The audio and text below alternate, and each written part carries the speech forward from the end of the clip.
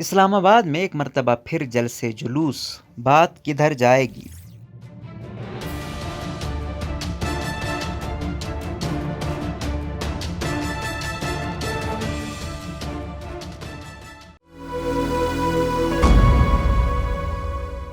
سیر بلوچ کے مطابق پاکستان کا وفاقی دارالحکومت اسلام آباد اس وقت ممکنہ شو ڈاؤن کے لیے تیار ہو رہا ہے۔ بیک وقت حکومتی ارکان اور اپوزیشن کی جانب سے پاکستان ڈیموکریٹک موومنٹ کے جلسے متوقع ہیں، ساتھ ہی دونوں جماعتوں میں موجود چند ارکان نے کشیدگی بڑھانے کے خدشات کا اظہار بھی کیا ہے۔ اس حوالے سے پاکستان تحریک انصاف کی جانب سے کور کمیٹی کی میٹنگ کے دوران عدم اعتماد تحریک یعنی 27 مارچ سے ایک روز قبل 10 لاکھ افراد بلانے کا دعویٰ کیا گیا ہے، جبکہ مولانا فضل الرحمان نے حکومت کو جواباً کہا ہے کہ دھمکی اور دباؤ کا منہ توڑ جواب دیا جائے گا۔ واضح رہے کہ وزیر اعظم عمران خان کے خلاف اپوزیشن کی جانب سے عدم اعتماد کی تحریک چلائی جا رہی ہے، جس کے لیے اپوزیشن نے پی ٹی آئی کے ارکان اور مختلف اتحادیوں سے ملاقاتوں کا دعویٰ کیا ہے، جبکہ حکومتی ارکان 12 کہہ چکے ہیں کہ عدم اعتماد کی تحریک ناکام ہوگی۔ منگل کو اوورسیز پاکستانیوں کے کنونشن سے خطاب کرتے ہوئے وزیر اطلاعات فواد چودھری نے کہا کہ اگر عدم اعتماد کی نوبت آئی تو پھر اس آدمی کا کلیجہ دیکھیں گے جو 10 لاکھ لوگوں سے گزر کے جائے اور پھر واپس بھی آئے۔ ان کے مطابق امید ہے کہ یہ نوبت نہیں آئے گی۔ جہاں ایک طرف حکومت نے اپنے باغی ارکان کو دبے الفاظ میں ووٹ دے کر بھرے مجمع سے گزرنے کو کہا ہے، وہیں مولانا فضل الرحمان نے پاکستان ڈیموکریٹک موومنٹ کے حامیوں کو پارلیمنٹ کے سامنے جمع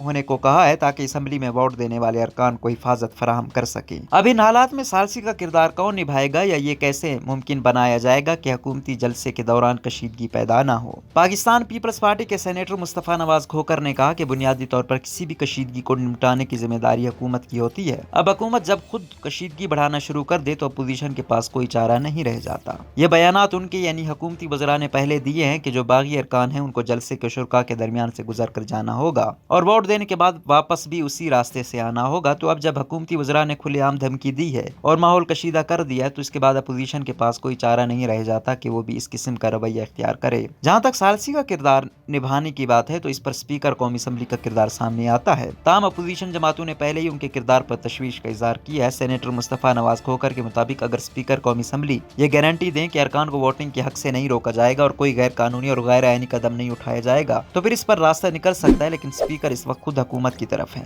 اس کی ایک مثال ایک روز قبل ہونے والی پی ٹی آئی کی کور کمیٹی کی میٹنگ سے لیا جا سکتا ہے، جس میں حیران کن طور پر اسپیکر قومی اسمبلی اسد قیصر بھی شامل تھے۔ واضح رہے کہ پاکستان پیپلز پارٹی اس وقت پی ڈی ایم کا حصہ نہیں ہے، لیکن مولانا فضل الرحمان نے میڈیا کو بتایا کہ پاکستان پیپلز پارٹی کو مسلم لیگ نواز اور انہوں نے خود مارچ میں شامل ہونے کی دعوت دی ہے۔ ایسا تو بچے کرتے ہیں، اپنی بیٹنگ مکمل ہونے کے بعد پچ خراب کر دیتے ہیں۔ احسان اقبال پاکستان مسلم لیگ نواز کے رکن احسان اقبال نے بی بی سی سے بات کرتے ہوئے کہا کہ حکومت ہجوم گردی کا سہارا لے کر عدم اعتماد کی ووٹ کے خلاف کارروائی کرنا چاہتی ہے۔ ایسا تو بچے کرتے ہیں، اپنی بیٹنگ مکمل ہونے کے بعد پچ خراب کر دیتے ہیں۔ انہوں نے کہا کہ عدم اعتماد کی ووٹنگ کے روز تمام تر لڑائی جھگڑا سپریم کورٹ کی ناک کے نیچے ہوگا، تو میرے خیال میں سپریم کورٹ اس بات کا خود نوٹس لے جس طرح کی دھمکیاں حکومتی وزراء اپنے ارکان اور دیگر جماعتوں کو دے رہے ہیں۔ احسان اقبال نے کہا کہ عوام مہنگائی سے تنگ آ چکی ہے اور عدم اعتماد کا ووٹ اراکین پارلیمان کے لیے بھی ایک امتحان سے کم نہیں ہے۔ عمران خان اس وقت عدم اعتماد کی تحریک سے بچنے کے لیے ہجوم گردی کا سہارا لے رہے ہیں۔ ایسا کرنے کے بجائے وہ اسمبلی میں اپنے 172 ووٹوں کی اکثریت ثابت کرنے ہم نے اپنے اراکین اور حمایتیوں کو اپنی اور دیگر اراکین کی حفاظت یقینی بنانے کے لیے بلایا ہے، کیونکہ خدشہ یہی ہے کہ حکومت کوئی بھی ہتھ کنڈا استعمال کر سکتی ہے۔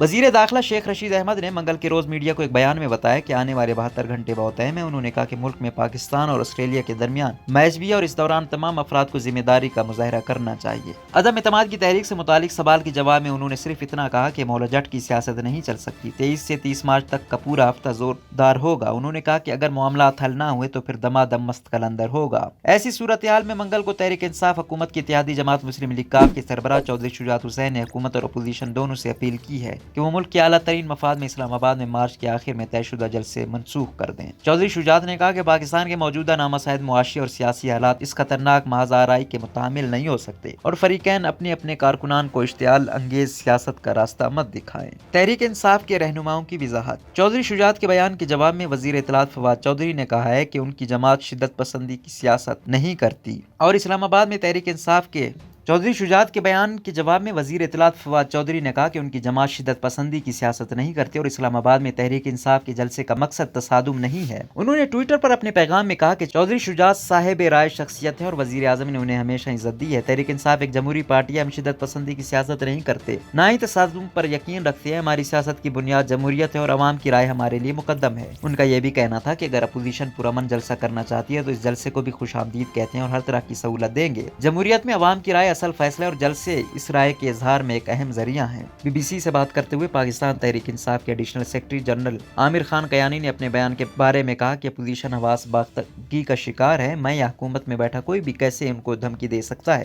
کہ جلسے سے گزر کر جانا ہوگا؟ ہمارا تو جلسہ ہے، ان کی طرح کا دھرنا تھوڑی ہے جو 29 یا 30 مارچ تک چلے گا۔ عامر کیانی نے کہا کہ ووٹ تو 28 سے 29 مارچ کو بنے گا۔ ان کی پریشانی سمجھ آتی ہے۔ انہوں نے کہا کہ اپوزیشن پر اخلاقی پریشر تو ہے اور رہے گا، ان سے ہماری مزاحمت برداشت نہیں ہو رہی۔ یہ ذہن نشین کر لیں کہ عمران خان کی حکومت 2028 تک رہے گی۔ حالات بگڑنے کی صورتحال پر ان سے سوال پوچھا تو انہوں نے بتایا کہ ہم انہیں مکمل موقع دے رہے ہیں کہ یہ پرامن دھرنا دیں اور اس کے لیے ان کے پاس جگہ اور وقت دونوں موجود ہیں۔ ثالثی کی ضرورت نہیں پڑے گی اگر دھرنا پرامن طریقے سے کیا جائے گا۔ حکومت کا جلسہ 1 روز کا ہے، اس لیے اس سے انہیں پریشان ہونے کی ضرورت نہیں ہے۔ سینئر صحافی اور تجزیہ کار افتخار احمد نے کہا کہ اس معاملے کو بڑھایا جا رہا ہے، یہ سب بیان بازی شروع کہاں سے ہوئی؟ کیا اس سے پہلے کسی بھی وزیر اعظم کے خلاف عدم اعتماد کی تحریک نہیں چلائی گئی؟ انہوں نے کہا کہ اس سے قبل محترمہ بے نظیر بھٹو کی حکومت کے خلاف عدم اعتماد کی تحریک چلائی گئی اور اس سے بدتر حالات پیدا ہو سکتے تھے، لیکن نہیں ہوئے کیونکہ وہ سب سیاستدان تھے اور آئین کے تحت کارروائی کرنا چاہتے تھے۔ افتخار احمد نے کہا کہ سابق امریکی صدر کے خلاف بھی عدم اعتماد کا ووٹ ہوا تھا، جس کے بعد ان کے حامیوں نے کیپٹل ہل پر حملہ کیا تھا۔ اگر یہ حکومت ایسا ہی چاہتی ہے کہ بد